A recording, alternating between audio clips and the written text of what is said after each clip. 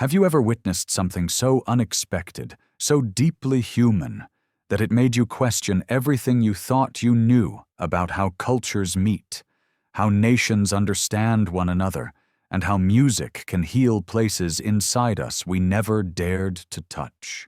Have you ever believed that a certain people, a certain country, was only known for one thing, until a single moment shattered that illusion and left you breathless? Because somewhere in Moscow, inside a massive, echoing rehearsal hall once used for Soviet military parades, a quiet insult had been whispered for years. "Filipinos are emotional singers," someone once said. "But real discipline, real technique, real classical mastery, that belongs to Europe." It floated around like a harmless comment, but everyone in the room understood what it really meant. It was a dismissal. A misunderstanding. A judgment passed without ever setting foot on Philippine soil. And the world, in its strange habit, seemed to agree with that unspoken belief. They're warm, they're friendly, people would say, but classical excellence, choral depth, that's not their domain.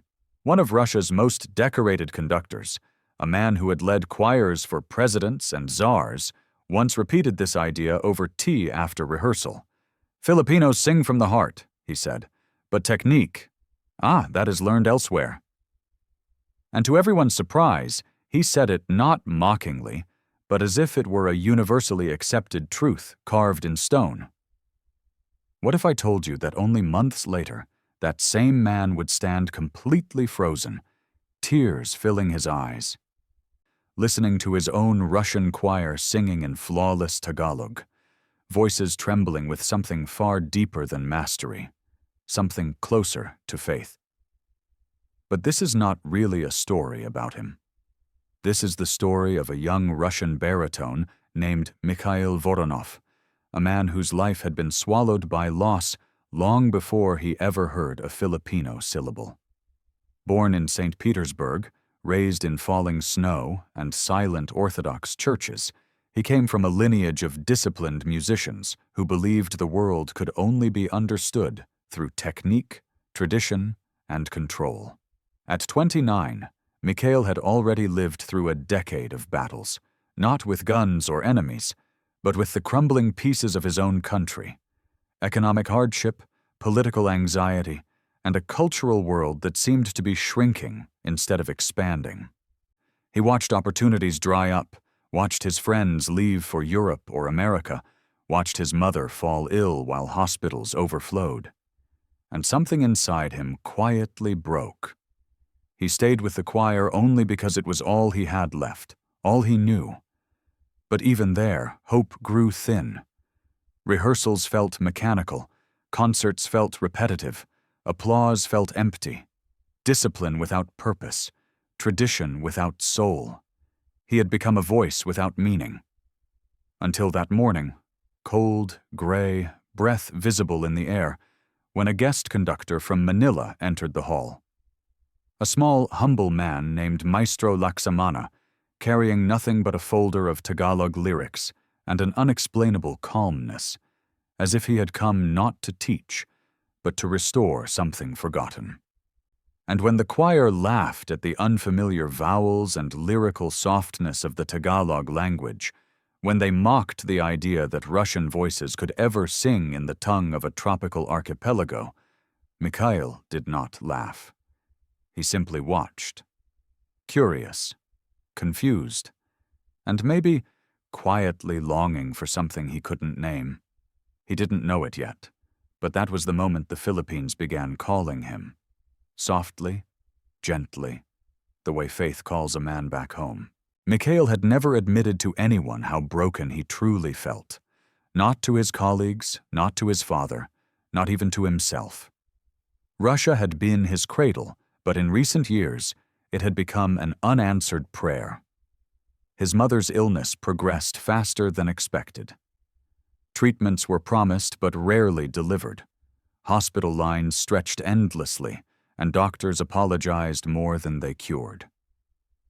He watched the woman who once held his hand through music school slowly lose her strength, and he could do nothing but sing to her bedside with a trembling voice. Financial struggles tightened around him like iron chains.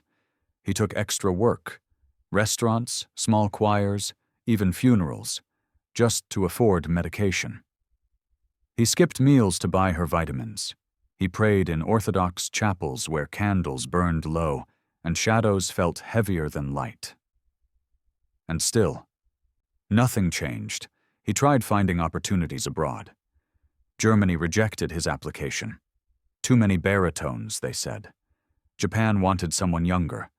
The United States required paperwork he couldn't afford. Every door closed before he even reached it. And after each rejection, the music inside him dimmed. There were nights he walked along the Neva River, watching ice drift like broken mirrors, wondering if his life was destined to follow the same path. Cold, fragmented, drifting without direction. His mother noticed the darkness settling in him. She squeezed his hand and whispered, "Your voice is meant for more than survival." But he no longer believed it. Then, one winter evening, after a particularly harsh rehearsal where the conductor scolded the choir for lacking emotional depth, a Filipino nurse approached him in the hospital corridor. She was caring for his mother with a gentleness he had not seen in years. Soft gestures, patient words, a smile that carried sunlight into a building made entirely of gray. "You sing for her?" she asked after hearing Mikhail hum a lullaby. He nodded, embarrassed. "You have a good heart," she told him. "You remind me of home." Home. The word felt foreign on her lips, but strangely comforting. Over several days, she told him stories about her community back in Cavite, where neighbors shared meals even when they were poor, about choirs in Manila that sang not to impress but to uplift, about families who prayed together every night despite storms, poverty, or distance. Her stories painted the Philippines not as an escape, but as a place where the soul could breathe again. She mentioned a small music scholarship offered by a choir foundation in Manila. "You should try," she said. "Filipinos love people who sing with heart, not perfection." But Mikail dismissed it at first. Manila? The Philippines? It felt absurd. Too far, too warm, too unfamiliar. Yet that night, while watching his mother sleep, he felt something stir, a faint, fragile hope, like a candle flame refusing to die despite the wind. He wondered, almost against his will, could the Philippines really be the answer? He didn't say it aloud. He barely admitted it to himself. But the seed had been planted. The day his mother passed away, the world around him fell into a reverent silence.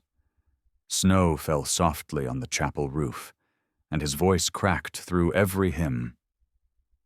When he walked out, shoulders shaking, he saw the Filipino nurse waiting quietly, her hands folded, her presence steady like a lighthouse in fog. She did not speak. She simply pressed a small envelope into his palm. Inside was the application form for the Manila Choral Scholarship. "You don't have to go," she whispered. "But you need to believe again." He stared at the form for a long time. Something inside him gave way. Not collapsing, but opening. 2 weeks later, with trembling hands, he submitted his application. And 2 months after that, he found himself stepping off a plane into the warm light of Manila. It felt like waking up from a lifetime of winter. The air smelled of sea breeze, car exhaust, ripe mangoes, and something else. Life. Real, unfiltered, chaotic life. People smiled at him even though they didn't know him. Airport staff joked with each other. A stranger helped him with his luggage. Another offered him directions before he even asked. He wasn't used to kindness without reason. At the university dorm in Quezon City, he was greeted by a group of students rehearsing in the hallway, singing a Tagalog hymn with harmonies so pure they felt like sunlight on water. Their voices carried warmth he had never heard in the great halls of Russia. Not better, not worse, just different. Human in a way that made his chest tighten. His first rehearsal was the moment everything shifted.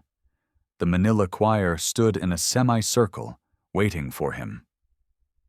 Maestro Laksamana, the same man who had visited Moscow, smiled gently and asked him to sing a simple scale. When Mikhail finished, embarrassed and nervous, the choir applauded. Not politely, not out of obligation, but with real joy, as if welcoming a long-lost brother. He spent the next weeks learning Tagalog pronunciation. At first he struggled, tongue clumsy over syllables that felt like soft waves instead of sharp Russian consonants. But every mistake was met with laughter, not mocking, but encouraging. One evening, a soprano named Lyra corrected his pronunciation of pag-ibig. "It means love," she explained, "but not just romantic love. Love that sacrifices, love that stays." He nodded, suddenly aware that the word described more than language. It described the people themselves. Slowly, the despair that had followed him for years began to loosen. He felt something unfamiliar rising within him. Hope, fragile but real. He began to believe in his voice again.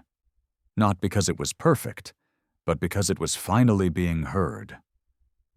And without realizing it, he was preparing for the moment that would change not only his life, but the lives of everyone waiting for him back in Russia.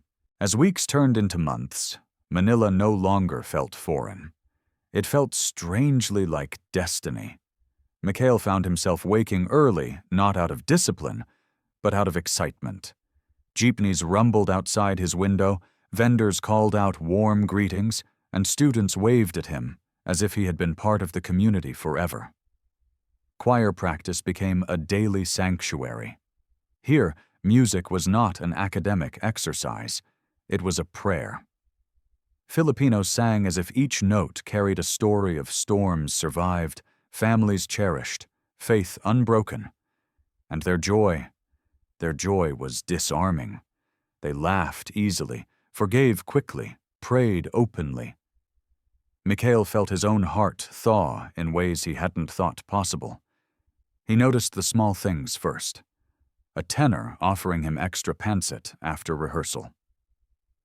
A group of students dragging him to a Sunday mass where everyone sang with full chest and full heart. A family in Bulacan inviting him to their home for fiesta, as if he were an old friend.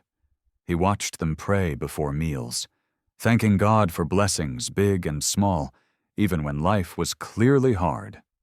One night after a particularly emotional rehearsal, Lyra handed him a folded piece of paper. It was the Tagalog lyrics for a traditional love song their choir would soon perform.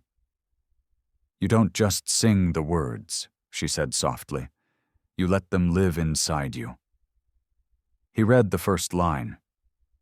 Something inside him cracked open. He whispered, "I have never seen this anywhere else." For the first time in years, he cried, not from pain, but from release. From the realization that music had not abandoned him. It had simply waited for him here. In a place he never expected.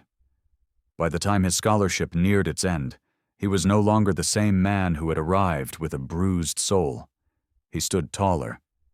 He laughed more. The darkness that had clung to him since his mother's illness had transformed into something gentler.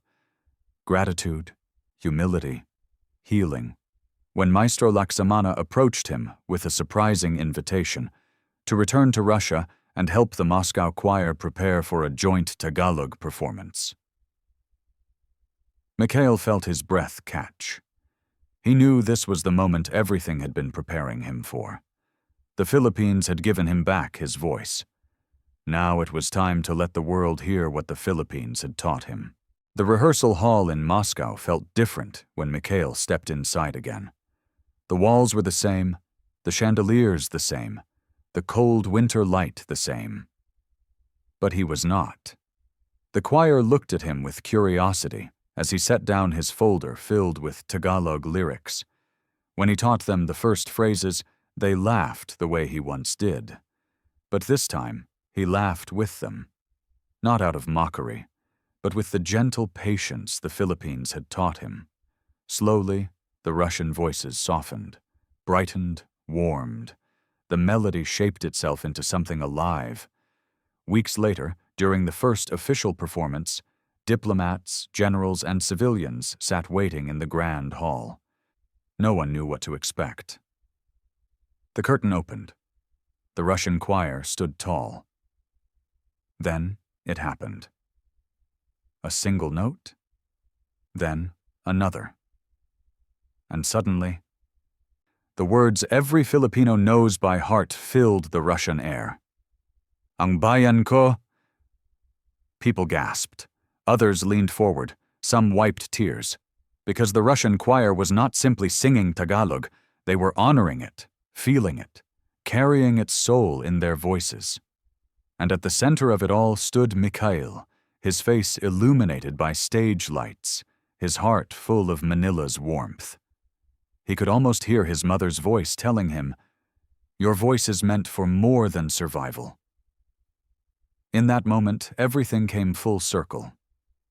After the performance, one of Russia's most senior conductors approached him with trembling hands. "How did you teach them to sing like that?" Mikail smiled softly. "I didn't teach them," he replied. "The Philippines did." And that is the truth he carried forever. The Philippines did more than help him survive.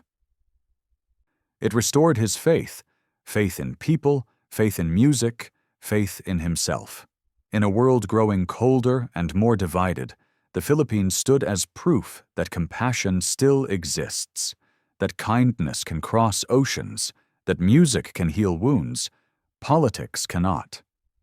When he later told interviewers about his transformation, he always repeated the same line, a line born from his deepest gratitude. "The Philippines saved my humanity." And perhaps that is the message the world needs now more than ever.